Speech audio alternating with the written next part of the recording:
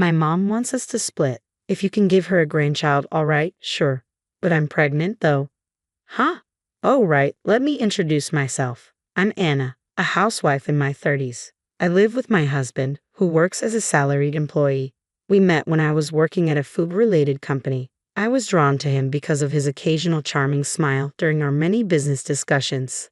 So, I took the initiative and asked him out. At first, he declined, saying, "Sorry, I'm flattered, but I have a girlfriend."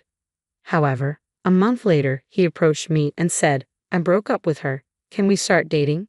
It turns out that after my confession, he started to see me differently. His girlfriend noticed the change in his behavior and asked, "Are you interested in someone else?" When he nodded, she suggested they break up, and he agreed. I felt guilty for ruining their relationship, but he reassured me with a smile, saying, "It wouldn't have lasted anyway. Don't worry." His words comforted me, and after dating for 3 years, we got married. At that time, he told me, "I want to have children after we get married. Could you be a housewife to support me and our future children?" I was working at an exploitative company and didn't want to continue there, so I agreed. I quit my job and became a stay-at-home wife, deciding to support my husband. The transition from working to becoming a full-time housewife was surprisingly difficult and confusing. But I didn't mind because our newlywed life was smooth sailing, and I was at the peak of happiness. Every day was fun and filled with joy, and not having any in-law issues was a big deal for me. My husband's parents lived just a 10-minute walk from our apartment. When I first found out my in-laws lived nearby, I worried they might visit frequently and make things difficult. However, my fears were unfounded. My in-laws were incredibly kind, often coming over to patiently and kindly teach me various things. They never complained about our struggle to conceive and even told me, "I love you more than any grandchild. I've always wanted a daughter since our family is mostly men. Please let me love you like a real daughter." I adored my mother-in-law for that, and I trusted my father-in-law, who was a man of few words but very reliable. However, this warm treatment only lasted for the first few years. Over time, my in-laws' attitudes changed. My father-in-law became even quieter, and my mother-in-law's demeanor shifted so drastically that I wondered if she had a split personality, or perhaps this was her true nature all along. To give you an idea of the change, it felt like she went from +100 to -100. My once loving mother-in-law had become rather tough on me. Because we lived nearby, my mother-in-law frequently popped by our house, and when my husband wasn't around, she would nag me incessantly. She pressured me to have a child soon, saying, "I want to see my grandchild already, and that's your duty as a wife." Not too long ago, she had told me that children are gifts from heaven and that they come naturally when the time is right, so there's no need to rush. Moreover, she began comparing us to other families, saying, "I heard the family next door just had a baby, and the lady next door is pregnant too." This added even more pressure on me. However, no matter how much my mother-in-law pushed, it didn't matter if my husband wasn't on board. At the beginning of our marriage, my husband did say he wanted kids, but about a year after we got married, he seemed to lose interest altogether. Even when I tried to initiate intimacy, he would turn me away, saying, "I'm tired. Let's do it some other day," or "You're bothering me. I'm trying to play my game." When I explained this to my mother-in-law, she didn't seem to understand or empathize, and she continued to pressure me about having a child, causing my stress level to build up day by day. Feeling overwhelmed by my mother-in-law's constant nagging, I confided in my husband about how hard it was being pressured to have kids. Begrudgingly, he said, "I don't see the need to rush," but I agreed to make more effort to have a child together. So we both tried, but no matter how long we waited, I never became pregnant. During this time, my mother-in-law continued to accuse me of not putting in enough effort, sparing my husband from any blame. I started to suspect that the stress from her constant pressure was affecting my ability to conceive. Unable to withstand it anymore, my husband and I decided to seek fertility treatments. Just when I thought I could finally breathe a sigh of relief, a new problem concerning my husband arose. Ever since we started fertility treatment, my husband has been acting cold towards me. He comes home from work and immediately retreats into his room to play video games, often ignoring me when I try to talk to him. That alone would have been bearable, but things took a turn for the worse when he started getting angry at me for spending a little money on sewing materials, my hobby, on stressful days. He'd take out his frustration on me. Whenever I tried to argue back, he'd quickly lose his temper and lash out, repeatedly saying, "Who do you think is providing for you? You're just a freeloader." and continued to behave selfishly. When I remind him that I only quit my job because he wanted me to, he doesn't seem to listen. One day, amidst all the ongoing chaos, my husband, who should have been off to work, was at home playing video games. When I asked, "Aren't you going to work?" he responded, "I quit." Apparently, he had quit his job without even discussing it with me. Shocked, I asked him why, and he snapped, "Get out of my business," and got angry. Frustrated by his uncooperative attitude, I had no choice but to accept the situation. I wasn't panicking about our finances as I thought we could manage with unemployment benefits and our savings. However, it became stressful when I noticed that my husband showed no interest in finding another job. With his job gone, he started staying home all day. I wished he would go out more, but his hobby was gaming. Aside from the occasional trip to the nearby convenience store for cigarettes, he spent all day at home playing video games. Compared to when he was employed, the time we spent together increased dramatically. If this had been back when we first started dating, I might have seen it as a good thing, having more time for intimacy. But not anymore. Spending more time with my husband, who, like my mother-in-law, had gone from being a +100 to a -100, only led to more marital disputes. Gradually, we realized that even just talking to each other was becoming stressful, leading to less and less conversation. I began to wonder, what's the point of continuing this marriage? I started feeling the limits of our current lifestyle and began thinking about ways to break free from it. One day, fed up with my husband wasting his time gaming at home, I finally lost my patience and snapped, "You're not a child. Stop playing games all the time. Find a job already." In response, my husband said, "Speaking of which, my mom told me to divorce you if you can't give her a grandchild." At that moment, I felt an unexpected gratitude towards my mother-in-law. Who would have thought she'd inadvertently assist me in this way? Ironically, I had discovered I was pregnant earlier that day and had planned to share the news that night. But now, perhaps it was best to keep that to myself, allowing me some distance from both my mother-in-law and my husband. I calmly replied, "All right, understood. Here are the divorce papers." I retrieved the already filled out documents from my drawer and handed them to him. My husband, clearly unprepared for my swift agreement to divorce, let alone for me to produce ready divorce papers, froze in surprise at the sight. His usual air of condescension vanished. He was completely taken aback.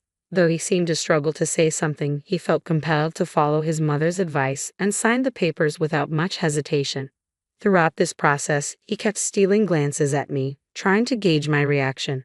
After finalizing the divorce papers, we agreed to meet later to discuss matters like asset division. However, in truth, we had very little to divide. My husband, known for his spending on hobbies, had poured considerable money into gaming arcades despite criticizing my spending habits. Saving money was a foreign concept to him. My husband, who hadn't saved a penny since his bachelor days, continued this habit after we got married. As a result, we hadn't accumulated any savings or assets during our marriage. When it came time to discuss dividing our belongings, I thought our conversations were straightforward. However, my husband insisted there was more to discuss and pointed to a specific bank book, saying, "We still have our savings, right?" Indeed, that account held a significant amount, and he proposed dividing it. Yet that savings account wasn't subject to property division. This money, I saved before we got married, so it doesn't count in the property division, I explained. My husband's face drained of color upon hearing this, but he quickly recovered and suggested, "But surely this condo should be considered for division. I lived here too." With a firm and somewhat cold smile, I clarified the reality. "Unfortunately, the condo is solely under my name, so legally you have no claim to it. Moreover, I've already listed it for sale, so it's best for you to find new accommodations promptly to avoid any complications," I informed him. I had diligently saved for years with the goal of upgrading to a larger home, anticipating that the condo would eventually feel cramped. Even as a working professional, I had managed to amass substantial savings and purchase the condo during my single years, establishing a financial foundation of my own. The proceeds from selling the condo would enable me to build a new home downtown. Naturally, these assets were acquired before our marriage and were not subject to division. Though my husband may have assumed otherwise, he was mistaken in his expectations. Upon learning that he wouldn't have a claim in the property division, my husband was visibly stunned. Despite our attempts to continue the conversation, he remained in a daze. With nothing more to discuss, our dialogue quickly came to an end. We proceeded to file the divorce papers, and our separation was finalized without complications. A few months later, I relocated to my parents' home where I received their unwavering support during the safe delivery of a healthy baby boy. I named him Richard, a name that signifies strength and ambition. Now, I spend each day cherishing moments with my beloved child and supportive parents.